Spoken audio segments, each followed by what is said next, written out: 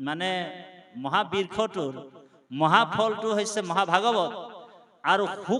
হুকমুনিৰ মুখৰ পৰা হুকমুনিৰ মুখৰ পৰা অমৃত নিচিনাকৈ এই মহাফলটো পৃথিৱীত নিগৰিত হৈছে আৰু তাকেই ভকত ভোমোৰাসকলে পান কৰি সেই পানৰ ৰসটো সেই ফলৰ ৰসটো আনন্দভাৱে পান কৰিছে এই তত্ত্বটোকে কৈছে সেইকাৰণে কৈছে পিবতম ভাগৱতম ৰসমালয়ম আলয়ম বুলি এটা শব্দ আছে এতিয়া এই আলয়ম মানে কি আলয়ম শব্দটো এইটোৱে বোলে ভাগৱত আজি শুনি কাইলৈ আৰু বন্ধ কৰি দিবলৈ কোৱা নাই বেদব্যাস বোলে আজি শুনিলো আৰু কালি বন্ধ কৰি দিম এইটো নহয় বোলে ভাগৱত বোলে আজি শুনিলো কালি বন্ধ কৰি দিম আৰু নুশুনো আৰু এনেকা ভাৱনাত আমি ভাগৱত শুনিব নালাগে পিবতম ভাগৱতম ৰসমালয়ম আলয়ম মানে যেতিয়ালৈকে প্ৰাণটো শৰীৰত আছে বৰ গুৰুত্বপূৰ্ণ কথা প্ৰাণটো শৰীৰত থকালৈকে ভাগৱত আমাক পান কৰিবলৈ কৈছে বোলে আজি ভাগৱত বাপৰ ঘৰত শুনিলো কালিৰ পৰা আৰু বন্ধ কৰি দিওঁ সেইটো নহব এই প্ৰাণ থকালৈকে আমি ঈশ্বৰৰ কথা শুনিব কৈছে এইটো পিবতম ভাগৱতম ৰসমালয়ম সেই ৰসটো কেতিয়ালৈকে পান কৰিব লাগিব আলয়ম যেতিয়ালৈকে প্ৰাণ শৰীৰত আছে তেতিয়ালৈকে আমি পান কৰিয়ে থাকিব লাগিব দেই বাপাসকল কৃষ্ণ এইটো আমি চমুকৈ আপোনালোকৰ মাজত কলো এতিয়া কৃষ্ণ এতিয়া যাব এতিয়া আমাৰ মানুহবিলাকে আমি এটা কাহিনীৰ যোগেদি আমি ক'ব বিচাৰিছো তাৰমানে আমি প্ৰত্যেকটা বস্তুৱে গুৰুজনাই আমাক বৰ সুন্দৰভাৱে দৰ্শন দি থৈ গৈছে আৰু সেই দৰ্শনেৰে আমি নিজৰ গৃহস্থ জীৱনটো আগবঢ়াই নিব লাগিব দেই বাপা গৃহস্থ জীৱনটো আমি সেই দৰ্শনেৰে আগবঢ়াই নিব লাগিব আমি আত্মাৰ কথাটো শুনিব লাগিব আপুনি চাব কিবা এটা কৰ্ম কৰিবলৈ যাওঁতে আপোনাক ভিতৰৰ পৰা এটা আপোনাক ইণ্ডিকেশ্যন দিয়ে সংকেত দিয়ে চাব যিকোনো কৰ্ম তাৰমানে এইটো ঈশ্বৰে আপোনাক প্ৰেৰণা দিয়ে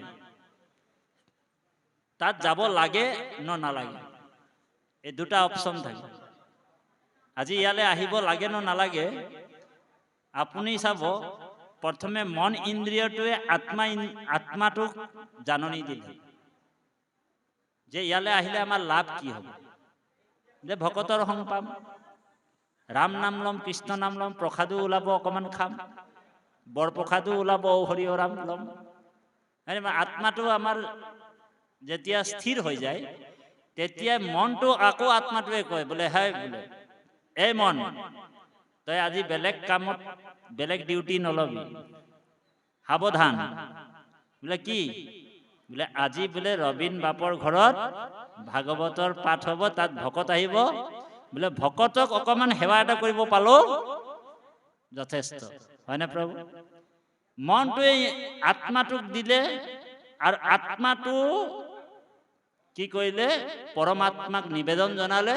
আৰু এই স্থানলৈ গুচি আহিলে আপোন কুশল সেই তত্ত্বটোৱে হৈছে আপোন কুশল চাবা যেবে তেবে নেৰিবা সাজুগত এতিয়া আপোন কুশলটো সেইকাৰণে কৈছে আপোন আপোন শত্ৰু আপোন আপোন মিত্ৰ আপোন আপোন ৰাখে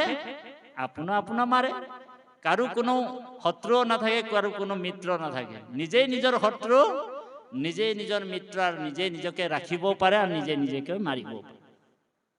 সেইকাৰণে আমি ভাবো যে আমি ভগৱন্তৰ যেতিয়া ঈশ্বৰৰ সেৱক বা ভকত হৈছো আমি সদায় বেয়াবিলাক এৰি আমি ভাললে মানে ভাল চিন্তা কৰিব লাগে চিন্তাবিলাকো আমাৰ মানে মানে ভাৱনাবিলাকো আমাৰ শুদ্ধ হ'ব লাগে শুদ্ধ ভাৱনা যদি ভগৱন্তক ভক্তি কৰা হয় শুদ্ধ ভাৱনাটোৰ যোগেদিহে ঈশ্বৰ প্ৰসন্ন হয় বৰ গুৰুত্বপূৰ্ণ কথা আজি আমাৰ ছাৰজন মানে ৰবীন বৰা বাপজন আজি কাই কষ্টে ব্ৰতে থাকি ইয়াত কল মগু বুট দ্ৰব্য বস্তু আহৰণ কৰি ভকতক অৰ্পণ কৰি দিলে যে আপোনাক এইটো এভাগ অৰ্পণ কৰি দিব ঈশ্বৰক হয়নে বাৰু ভকতে তেখেতৰ নিবেদন ভাগ ভগৱন্ত পুৰুষক নিবেদন কৰিছে গুৱা 4খন দিছে, পাণ 4টা দিছে, অৰ্চনী দিছে, মানে 200 টকা অৰিহণা দিছে। তাৰপিছত নাই বোলে মগু বুটটো লাগিবই, 4 ভাগ মগু বুট দিছে গুৰুদেৱ নাম ভকতত, হয়নে বাৰু? আৰু আমাৰ নামঘৰীয়া বাপজন, বৰ গুৰুত্বপূৰ্ণ কথা,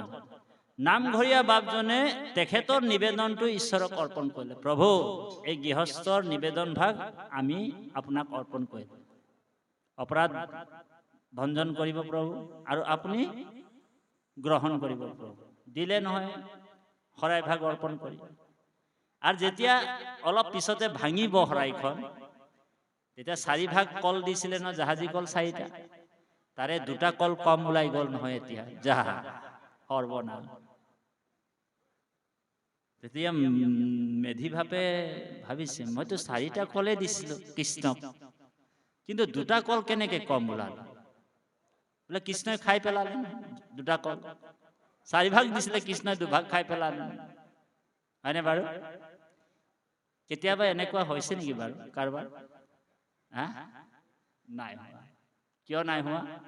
তাৰমানে ভগৱন্ত আমাৰ কি বস্তু গ্ৰহণ কৰে জানেনে বাপাইসকল? ভগৱন্ত আমাৰ ভাৱনাটোহে লয়, কি ভাৱেৰে মোক অৰ্পণ কৰিছে এই ভাৱটোহে লয়। আমাৰ বৰা বাপে যদি ভাবে যে বাপসকলৰ আৰু কাম ধান্দা নাই, আৰু ভকতসকল খোৱা ভকতহে, আহিব জলপান বোলে হৰি ওৰাম কৰিব তাঁতি বাপ, বহুত ভকত তেনেকুৱাও থাকে বাৰু জাগাই জাগাই, হয়নে বাৰু? আৰু তেওঁলোকৰ কাৰণে এইটো ব্যৱস্থা কৰিম, আৰু এনেকুৱা ভাৱনা যদি বাপজনে কৰে, তেতিয়া ভগৱন্তে চাব কি ৰকম মানুহ ৰে, বোলে মোৰ ভকতক মাতি কিনি এনেকুৱা ভাৱনা লৈছে, তেতিয়া ভগৱন্ত তেওঁৰ অহংকাৰটো ভাঙি পেলায়। আৰু বাপজনে যদি ভাবে নাই ভকতেই হৈছে ভগৱন্তৰ স্বৰূপ, গতিকে ভগৱন্তই কৈছে কৃষ্ণক পাইবাৰ জানা ভকতেহে পন্থা, বা কৃষ্ণক পাইবাৰ জানা ভকতিহে পন্থা। এহি মানে কহে গীতা ভাগৱত গ্ৰন্থ, কৃষ্ণক পাবলৈ হলে প্ৰথম এপ্লিকেশ্যনখন যদি আমি ভকতক দি দিওঁ, ভকতেতো এনেও এপ্লিকেশ্যনখন মোৰ লৈ যাব, এই শুদ্ধ ভাৱনা বস্তুটোৱে ভগৱন্ত গ্ৰহণ কৰে বাপাইসকল দেই। সেইকাৰণে আমাৰ ভাৱটো শুদ্ধ হ'ব লাগিব, এই ভাৱৰ যুগতে ভগৱন্ত সন্তুষ্ট। সেইকাৰণে মহাপুৰুষ জগতগুৰু শ্ৰীমন্ত শংকৰদেৱৰ প্ৰপন্ন শিষ্য মহাপুৰুষ মাধৱদেৱে নামঘোষাৰ একেবাৰে 1000 এফাকি ঘোষা, লাষ্টৰ ঘোষা ফাঁকিত কৈছে, এ ভাৱক ভাই ভজ ভগৱন্ত ভক্তি ভাৱে, আন যত হবে মিছা, আন যত হবে মিছা, ভক্তিৰ অভাৱে এ ভাৱক ভাই ভজ ভগৱন্ত ভক্তি ভাৱে। এতিয়া